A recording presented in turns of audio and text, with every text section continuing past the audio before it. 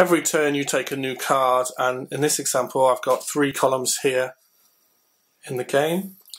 I take a new card and I choose to which column I want to reinforce with this card, and all new cards are brought into the battlefield face down. So for example, I choose to put it there, there it goes, face down. Now the main objective of the game is to destroy your opponent's 3 columns. You can also play a variant of the game where you destroy 2 columns, or if you want to play a really quick game, 1 column, and each way of playing actually leads to sort of a different strategic way of working, really. I've played quite a few games in playtesting where it's whoever destroys the first column, and that's quite an interesting way of playing. But if you want to, you can play 1, 2 or 3, it's entirely up to you. Depends on how long you want to play for, and also the kind of strategies that you enjoy playing. But as a standard rule, it's the first person to destroy all 3 columns.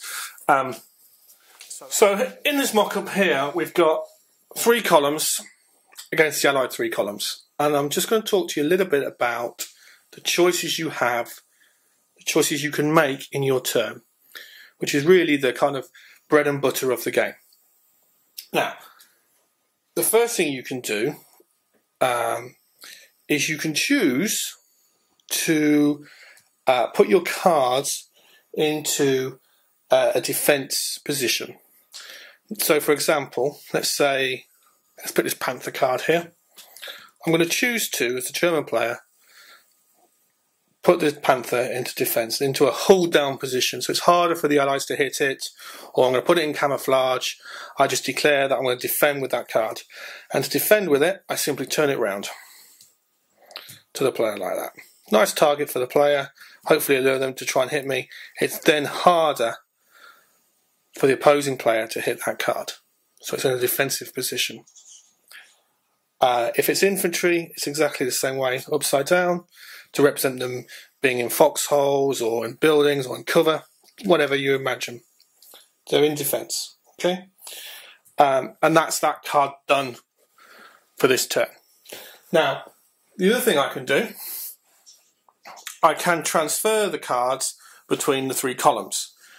And bearing in mind that the objective of the game is to destroy your opponent's 3 columns, there are points where one column might be weakened, and you think, you know what, I need to reinforce this column here, and this column here, or this section here, that's doing really well, so I'm going to take some of the troops or some of the vehicles from here and move them to here.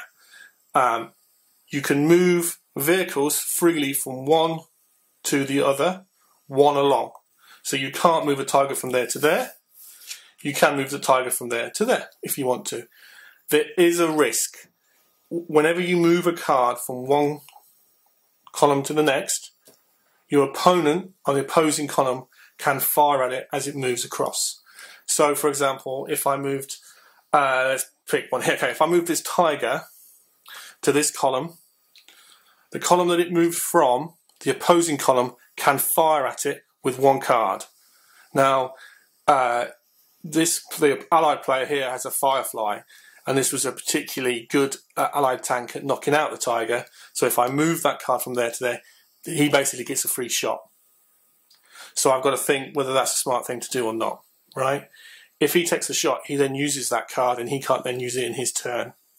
So you got to weigh it up. Now, infantry can also move between the 3 columns, but they need transport. And this is where a card like this is a German half-track that can transport 1 infantry card with it to another column.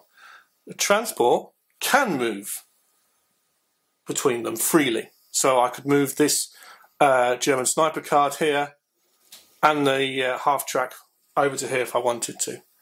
There is a risk, again, that the Allies can take a shot at it. There are some transports that, or some cards that negate that, and they would be detailed in the special rules of that card. So that's how moving vehicles and infantry between the 3 columns works. I can, if I want to, choose, if I've got a card that's face down, let's suppose that I've just put that tiger down, I can keep it there. I don't have to reveal it. I only reveal it when I attack with it, or if the opposing player targets it to be attacked. And the last thing, and this is probably what most of the time you're going to be doing, is attacking. So every card that I haven't put into a defensive position that turn can attack the opponent's column. So these cards can attack that column, these guys can attack that column, these guys can attack that. These guys cannot attack that one, for example. It's only the one directly opposite. And that's also why moving your troops between your columns is quite an important mechanic of the game. There are two types of combat.